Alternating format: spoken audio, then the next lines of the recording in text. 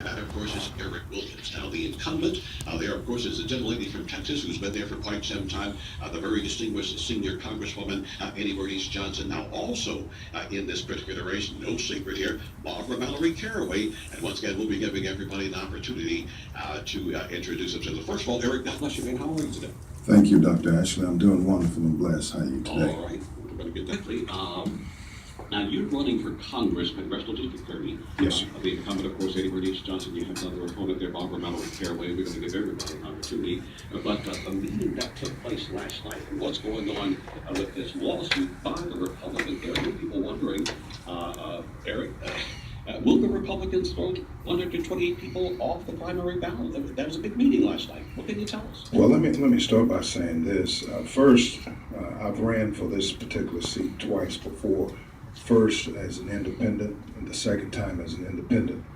In 2014, I did everything that was told of me to do to get the signatures to get on the ballot. 2014, I was excluded and disqualified that year because I voted. I voted in the primary for the county constable, and they said that at that time I had declared my affiliation to the Democratic Party by doing so. Now we come back around 2018, 2017, we got some more issues. However, I can't really go into the details of the meeting, but I can say this much. Our current incumbent has not spoken out towards the Democratic Party or the Republican Party in regards to this issue when we've had Senator Ross West and State Representative Eric Johnson both come out. The Republicans and the Democrats both, I believe, share the blame of this situation. Now, the big question, it seems, according to Lisi, I think her name is Melissa Shorey, the Dallas County Republicans here, there's a question, and, when we call Carol Donovan, sometimes we get a phone call back, sometimes we don't.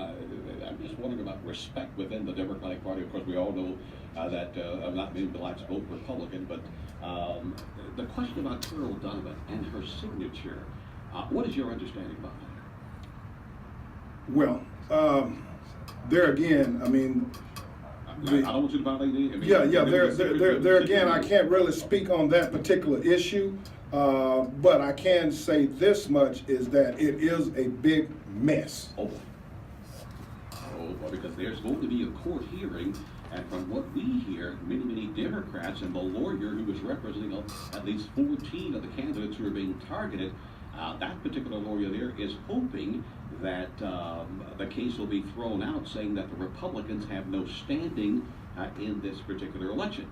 But still, the big question looms large. Carol Donovan, Carol, did you sign everything you needed to sign, or did somebody else who was working for you actually sign it? And see, now, if you go to a court of law and you're talking about empirical data, yes, we've never quite seen anything like this before. Now, I do know that when President Barack Obama was running for election here in Illinois, one of his opponents wind up didn't sign something, and President Obama, just being a smart guy, filed, and the person was taken off the ballot, so he walks right on in. And see, that's the concern now is, if indeed something happens here, could Republicans just wind up wiping everybody out? Well, theoretically, we're both intelligent people, and your listeners are. Theoretically, that could happen, and that would be unprecedented because it would disenfranchise the voters and disenfranchise all our African American judges that have so diligently worked so hard to get on the ballot and work for those votes. For them to be disenfranchised, I think we will have some major problems in Dallas. But who would be responsible for that? Would it be the Democratic Party chair, the Democratic Party, or do you blame the Republicans for this? Because I'm sure if Democrats found Republicans not signing laws, they'd probably wipe all the Republicans out. Well, I mean, I think that if the roles were reversed, who would be mad? I mean, that's just the way it is. I mean, but unfortunately, yes, I think that everyone makes a mistake, and everyone deserves redemption from that mistake. But we got 128 candidates that potentially are in jeopardy, including myself. And there again, I want Congresswoman Johnson, the incumbent, to come to the microphone and tell us why she's not speaking out against either the Democrat or the Republican Party. She's silent. She needs to come forth and put forth her voice as a whole for the entire party, not just because I'm running in her district. But who are the candidates who are threatened? Ooh, man. I mean, because we have an attorney that's representing 14 of the 128, but so there's 128 people that are threatened. I mean, that's a big list. So, hold on. I mean, it goes from judges to U.S. reps to state reps to sheriffs, everybody. I mean, the list goes on and on and on. All right, one last question for you. Once again, we're talking here with Eric Williams. Eric was in the meeting last night where Democrats held an emergency meeting. It was all over Facebook. But what was said in that meeting, many have been confidential about what was said. But and once again, we're talking with Eric Williams, who's a candidate, Democratic candidate for Congressional District 30, the incumbent Republican Congressman Eddie Bernice Johnson. Also another challenger there, Barbara Mallory Caraway. We're going to give everybody an opportunity, all races. Y'all know that's how we work here on M97. But the mood last night at the meeting, can you tell us, you don't have to go into the contents of the meeting, but were people upset? Were they mad? Were they fearful? I think a little bit of all three. Yes, sir. You know, there again, I mean, you got to ask the question, and people did, you know, why? Why was this done in this fashion if this indeed was done? I mean, I don't know whether or not what is being said is to be true because I can't comment on that. But my question becomes there again, why?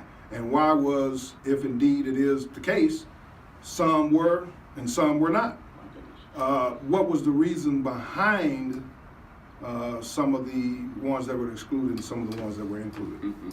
All right, well, once again, everybody, the situation is a lawyer is hoping that the Dallas County Republican lawsuit over 128 Democratic candidates, Dallas lawyer is hoping they'll be dismissed representing Democrats. Now, court documents filed, probably understand, several nights ago or last night, says that the lawyer believes that this particular lawsuit on behalf of the Republicans will be tossed out. He's claiming that the Republicans actually are not involved in the election, so they have no standing. An attorney representing 14 of the Democratic candidates named in that lawsuit. Now, the Republican Dallas County Party, and we're hoping to hear from Missy Shorey today, possibly, basically sued last week saying that the candidates should be removed from the March primary because party chair Carol Donovan did not sign all the petitions. Now, one thing that Carol would say, because I haven't heard her deny or confirm, all she's saying is that the Republicans are trying to disenfranchise people. Have you heard, Eric, and that's the last question for you, whether or not Carol Donovan has confirmed, denied it, or said anything? I have heard it, but I can't tell you what it is. Okay, very good, very good. Well, look, good luck in the race, and we'll be sending out invitations to invite all three of you back in, and we thank you once again for stopping by, giving us a little peek inside that private meeting last night, and good luck in this race, sir. Thank you so much. All right, once again, that's